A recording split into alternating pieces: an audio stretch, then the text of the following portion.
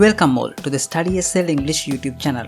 මේ වෙනකොට ඕගොල්ලෝ නාමපද singular plural articles the සහ an is සහ are භාවිතා වෙන්නේ කොහොමද? This is, that is, these are, those are යොදාගෙන වාක්‍ය නිර්මාණය කරන ආකාරය.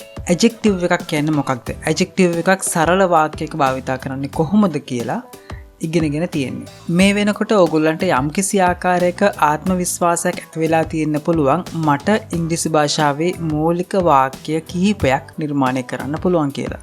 අද අපි ඉගෙන ගන්න යන විෂය කරුණ අපිට ඉදිරියේදී මම කතා කරන්න යන වාක්‍ය රටාවට අත්‍යවශ්‍ය වෙන විෂය කරුණක්. ඉතින් මේ පාඩම අදාළ වෙන්නේ මම අනාගතයේදී අරන් යන පාඩමකට අදාළව. ඒ නිසා හොඳට මේ පාඩම තේරුම් ගන්න, මේ පාඩම ඉගෙන ගන්න. මම අද උගන්වන පාඩම හා සම්බන්ධව තවත් විවිධ යෙදුම් රාශියක් තියෙනවා. දැන් ඒ හැම යෙදුමක්ම, ඒ හැම භාවිතාවක්ම මම අද ඔයගලන්ට කියලා දෙන්නේ නැහැ. අද ඔයගලන්ට කියලා දෙන්නේ අවශ්‍ය කොටස විතරයි. ඔයගොල්ලෝ මේ අවශ්‍ය කොටස ඉගෙනගෙන ඊට පස්සේ ඒකින් වාක්‍ය නිර්මාණය කරලා ඊළඟට අපි අලුත් වාක්‍ය රටාව ඉගෙන ගන්නකොට අපි පොඩ්ඩක් පස්සකින් තියපු ඒ අලුත් කරුණු ටික අපි ආයෙ ඉගෙන ගන්නවා. ඒ විදිහට ඉගෙන ගත්තාම ඕගොල්ලන්ට මේ භාෂාව පැටලෙන්නේ නැහැ. ඉංග්‍රීසි භාෂාවේ යෙදුම් පැටලෙන්නේ නැහැ. මොකද ඕගොල්ලෝ එකින් එක ඉගෙනගෙන යන නිසා. right. අපි යමු එහෙනම් අද පාඩමට. අපි අද කතා කරන්න යන්නේ some, any, ha, no කියන පද පිළිබඳව. නැත්නම් quantifiers පිළිබඳව. මොකද්ද මේ some කියන පදේ තේරුම? some කියන පදේ සිංහල තේරුම තමයි නිශ්චිත ප්‍රමාණයක් සඳහන් නැති. නැත්නම් අපිට හරියටම අනුමාන කරලා කියන්න බෑ යම් කිසි තැනක මේ තරම් ප්‍රමාණයක් කිසියම් දෙයක් තියෙනවා කියලා. අපි උදාහරණයක් ගමු මෙන්න මෙහෙම. ඔයා යනවා යාළුවෙක්ගේ ගෙදර එයාව බලන්න. එතකොට ඔයා යාළුවට අරගෙන යනවා ටොෆී වගේක්. දැන් ඔයා කඩේට ගිහිල්ලා කියනවා මුදලාලිට, මුදලාලි මට රුපියල් 100ක් ටොෆී දෙන්න. දැන් මේ දවස්වල බඩුවල ගාණත් සැරින් සැරේ ඉහළ යන නිසා ඔයා ඉතින් බලන්නේ නෑ ටොෆී කීයක් මුදලාලි ඔයාට දුන්නද කියලා. ඔයා ඒ ඔක්කොම ටික කවර් එක දාගෙන අරගෙන යනවා යාළුවා ගෙදරට. යාළුවා අහනවා ඔයා මොනවද මට ගෙනාවේ කියලා. අන්න එතකොට ඔයා කියනවා බලන්න මගේ බෑග් එකේ ටොෆී වගේක් ඇති. ඇයි ඔයා කියන්නේ මගේ බෑග් එකේ ටොෆී වගේක් ඇති කියලා? ඒකට හේතුව තමයි ඔයා දන්නේ නැහැ නිශ්චිතවම ටොෆී කීයක් මුදලාලි ඔයාට දුන්නද කියලා.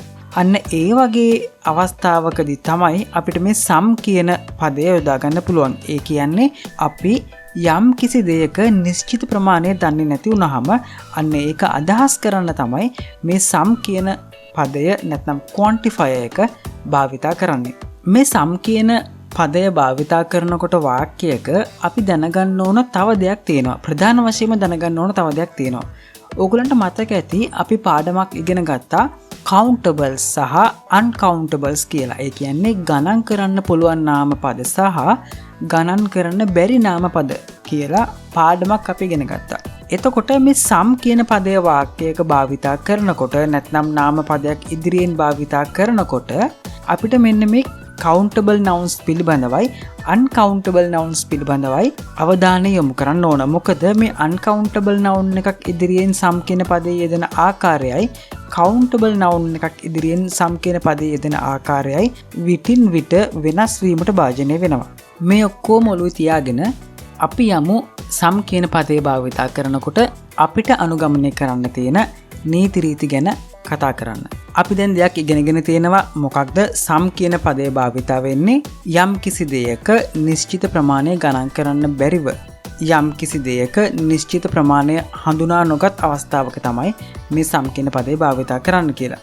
ඊගාවට අපි ඉගෙන ගන්න ඕන තවත් දෙයක් තමයි some කියන පදේ භාවිතා වෙන්නේ positive sentence එකක.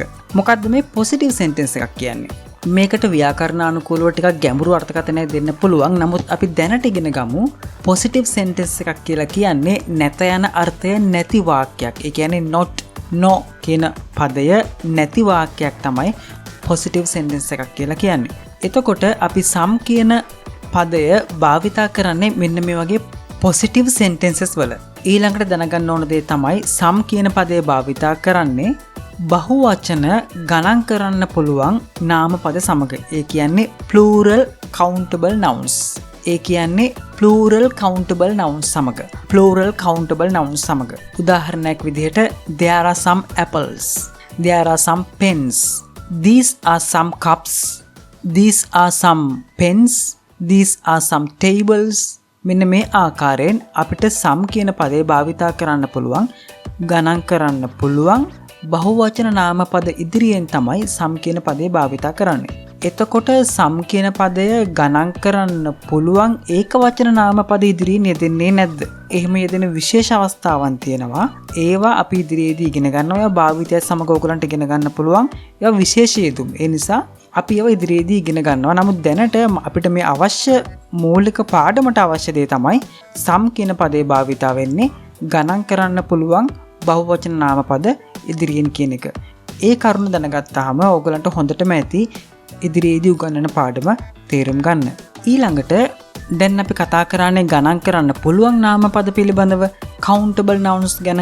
ඒ වගේම තමයි මෙන්න මේ some කියන පදය ගණන් කරන්න බැරි නාම පද ඉදිරියෙනුත් භාවිතා වෙනවා. කොහොමද ඒ භාවිතා වෙන්නේ? බලන්න මෙන්න මේ උදාහරණ.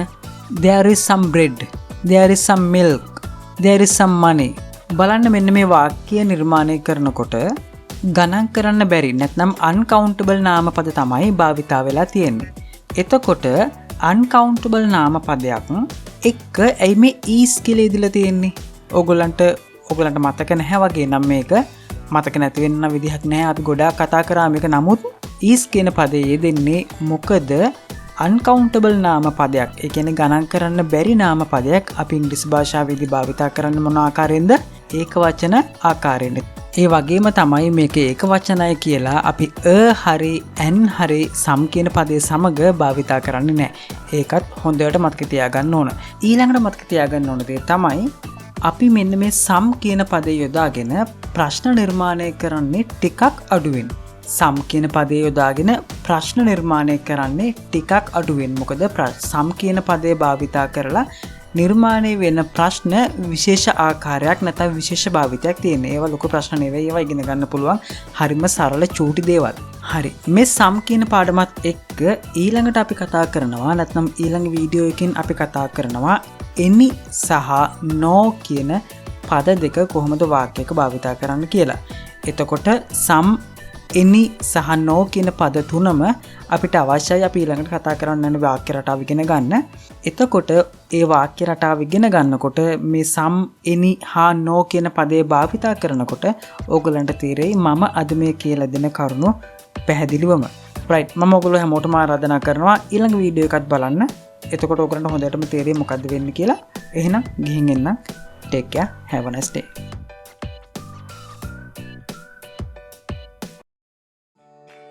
ඔන්න ඔයාලට අද වීඩියෝ එකට අදාළ PDF එක නොමිලේම ඩවුන්ලෝඩ් කරගන්න පුළුවන් පහළ තියෙන ඩිස්ක්‍රිප්ෂන් එකට ආවොත්. ඒ වගේ වෙනත් ebook ඩවුන්ලෝඩ් කරගන්න Studysl වෙබ්සයිට් එකට යන්න අමතක කරන්න එපා.